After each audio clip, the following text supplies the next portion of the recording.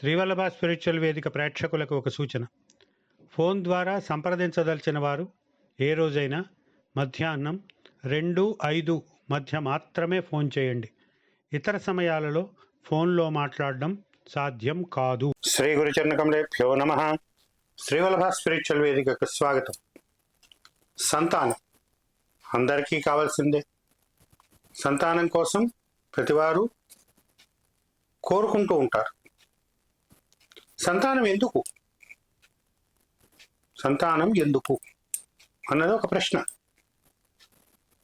పిచ్చి ప్రశ్నలాగా అనిపిస్తుంది. కానీ సనాతన ధర్మంలో సంతానానికి ఒక ప్రాధాన్యం ఉంది. ఏమిటా ప్రాధాన్యం? సంతానం ఎలా కలుగుతుంది? గృహస్థాశ్రమంలో ప్రవేశించడం వల్ల కలుగుతుంది. అంటే వివాహం చేసుకోవడం వల్ల కలుగుతుంది. వివాహం ఎందుకు? మళ్ళీ ఇదో పిచ్చి ప్రశ్నలా కనిపిస్తుంది. కానీ భారతీయ సనాతన ధర్మంలో వివాహం అనేది ఒక పరంపరని కంటిన్యూ చేయడానికి, కొనసాగించడానికి ఉద్దేశించింది. ఈ విషయం మనం అందరం మర్చిపోయాం. రఘువంశరాజుల చరిత్ర కావ్యంగా రాస్తూ కాళిదాసు మహాకవి రఘువంశం కావ్యంలో రఘువంశరాజులు ప్రజాయై గృహమేథినాం, గృహమేథి అంటే గృహస్థు, ప్రజాయై గృహమేథినాం అంటాడు. ప్రజ కోసం, ప్రజ అంటే ప్రజలు కాదు, సంతానం. సంతానం కోసం గృహస్థాశ్రమంలోకి ప్రవేశిస్తారట, ప్రవేశించాలి. ఎందుకు? కాకపోతే ఏమవుతుంది? సంతానం లేకపోతే ధర్మ విచ్ఛిత్తి జరుగుతుంది, ధర్మం నశించిపోతుంది, పరంపర నశించిపోతుంది. అందుకే పూర్వం గురుకులాలలో విద్యాభ్యాసం ముగించుకుని ఇంటికి వెళ్ళే శిష్యుడికి గురువు ఒక బోధ చేసేవాడు. అది మనకి తైత్రీయోపనిషత్తులో కనిపిస్తుంది. మనం అందరం చాలా విస్తృతంగా చెప్పుకునే మాతృదేవో భవ, పితృదేవో భవ, ఆచార్య దేవో భవ, అతిథి దేవో భవ. వీటికి ముందు ఒక మాట ఉంది, మర్చిపోయాం. ఏమిటది? ఆచార్యునికి అంటే తనకు విద్య నేర్పిన గురువునకు ప్రియమైన ధనాన్ని ఇచ్చి, అంటే దక్షిణనిచ్చి, ధనం అంటే డబ్బే కానవసరం లేదు, ఆయనకు ప్రియమైనదేదో అడిగి తెలుసుకుని దానిని సమర్పించాలి. అప్పుడు ఒక మాట ఉంది, ప్రజాతంతుం మా వ్యవత్సేత్సి అంటాడు. ప్రజాతంతువును విచ్ఛిన్నం చేయవద్దు. ప్రజాతంతువు అంటే ఏమిటి? సంతాన పరంపర. సంతాన పరంపర అంటే తల్లిదండ్రులు, సంతానం. ఈ సంతానం మళ్ళీ తల్లిదండ్రులు అవుతారు, వారికి సంతానం. ఇలా ఒక తంతువులాగా, దారంలాగా ఈ సంతాన పరంపర అనేది కొనసాగుతూ ఉండాలి. ఇంకొక మాట ఉంది, దేవ పితృకార్యాభ్యాం న ప్రమదితవ్యం. దైవ కార్యాలని, పితృకార్యాలని, వీటికి న ప్రమదితవ్యం, వీటిని విస్మరించవద్దు, వీటికి ప్రమాదం రానివ్వద్దు, వీటిని వదిలివేయవద్దు.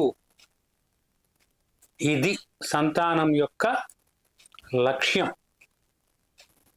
మీకు భారత కథల్లో చాలా సందర్భాల్లో ఈ సంతానం యొక్క ప్రాముఖ్యం కనిపిస్తుంది. ఆ ప్రాముఖ్యం అంతా కూడా ఒకే కేంద్రంగా ఉంటుంది. ఏమిటది? ధర్మ పరిరక్షణ. ధర్మ పరిరక్షణ.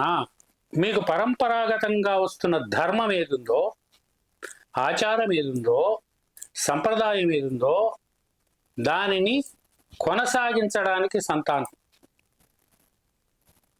ఇంత విషయం మనకి తెలియకపోయినా సంతానం కోసం పరితపిస్తూ ఉంటాం. మంచిదే, కాదను. కానీ ఈ లక్ష్యాన్ని కూడా గుర్తుపెట్టుకోండి. ధర్మ పరిరక్షణ అనేది సంతానానికి ప్రథమ ధ్యేయం, ప్రథమ ఆశయం. మొట్టమొదటి లక్ష్యం. ఈ రోజుల్లో మరీ అవసరమైన లక్ష్యం. ఈనాటి పరిస్థితుల్లో మరింత మరింత మరింత అవసరమైన అంశం. ఈ విషయాలు గుర్తుపెట్టుకోండి. సంతానం దీనికోసం అని సంకల్పించండి. ధర్మ పరిరక్షణ కోసం నాకు సంతానం అని సంకల్పించండి. ఇప్పుడు సంతానం కోసం అలమటిస్తున్నవారు, పరితపిస్తున్నవారు, సంతానం కలగటం లేదు అని బాధపడుతున్నవారు, వారి కోసం ఒక చిన్న తంత్రం మా పూజ్య గురుదేవులు డాక్టర్ అనిల్ కుమార్ జోషి గారు అందించిన ఈ సులభ తంత్రాన్ని ఇప్పుడు మీతో పంచుకుంటున్నాను. దీనికి కావలసిన వస్తువులు కొన్ని ఉన్నాయి. అవి ఏమిటో ముందు చూద్దాం. ఈ తంత్రాన్ని ఆచరించడానికి 7 రకాల ధాన్యాలు కావాలి. ఎన్ని రకాలు? 7 రకాలు. అవి ఏమిటి? 1 బియ్యం, 2 గోధుమలు, 3 జొన్నలు, 4 సజ్జలు, 5 శనగలు, 6 మినుములు, 7 పెసలు. బియ్యం, గోధుమలు, జొన్నలు, సజ్జలు, శనగలు, మినుములు, పెసలు. వీటిని తీసుకుని విడివిడిగా పిండి చేయండి. తరువాత ఆ పిండిని కలపండి. 7 ధాన్యాల పిండిని కలపండి. కలిపి రొట్టె చేయండి. ఒక రొట్టె చేయండి. చేసిన తరువాత దాని మీద కుంకుమ పువ్వు రసంతో ఒక చిన్న యంత్రాన్ని లిఖించాలి. అది మీరే లిఖించాలి. కుంకుమ పువ్వుని పాలలో నానబెట్టి దాన్ని చేస్తే ఒక రసం తయారవుతుంది. ఆ రసాన్నే సిరాగా వాడి, ఆ రసాన్ని ఇంక్గా వాడి, ఇప్పుడు చెప్పబోయే యంత్రాన్ని ఆ రొట్టె మీద రాయాలి. ఏమిటా యంత్రం? ఒక స్క్వేర్, ఒక చతురస్రాన్ని గీయండి. ఒక స్క్వేర్, దానిలో మధ్యలో నిలువుగా ఒక గీత, అడ్డంగా ఒక గీత గీయండి. ఒక స్క్వేర్, దాని మధ్యలో నిలువుగా ఒక గీత, అడ్డంగా ఒక గీత. అప్పుడు ఏమవుతుంది? ఆ స్క్వేర్లో, ఆ చతురస్రంలో 4 గడులు ఏర్పడతాయి. చతురస్రం, నిలువు గీత, అడ్డగీత, దానితో ఏర్పడిన 4 గడులు.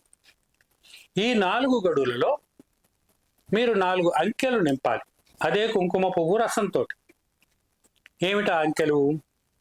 పైనున్న మొదటి గడిలో 4, దాని పక్క గడిలో 9, కిందున్న మొదటి గడిలో 1, రెండవ గడిలో 3. అంటే ఎలా ఉంటుంది? 4, 9, 1, 3. 4 కింద 1, 9 కింద 3. ఇలాగే ఈ యంత్రాన్ని తయారు చేసుకోండి. ఇలా తయారు చేసుకున్న యంత్రాన్ని సంతానం కోరుతున్న స్త్రీ స్వీకరించాలి, తినాలి. అయితే దీనికి ఒక అత్యంత ప్రధానమైన షరతు ఒకటి ఉంది, ఒక కండిషన్ ఉంది. ఈ రొట్టెని స్వీకరించే సమయంలో ఆకాశం మేఘావృతమై ఉండాలి. ఆకాశం మబ్బులు పట్టి ఉండాలి. అలా ఆకాశం మబ్బులు పట్టి ఉన్న సమయంలో ఈ రొట్టెని స్వీకరించిన స్త్రీకి సంతానం కలుగుతుంది. ఇది ఈ తంత్రం. నేను ముందు చెప్పిన అంశాలను గుర్తుపెట్టుకోండి. ధర్మ పరిరక్షణ కోసం, ధర్మాన్ని కొనసాగించడం కోసం మాకు సంతానం కావాలి అని సంకల్పించండి. ఈ సులభమైన తంత్రాన్ని ఆచరించండి. సంతానాన్ని పొందండి. మీ కుటుంబంలో, మీ వంశంలో ఆనందాన్ని నింపండి. స్వస్తి.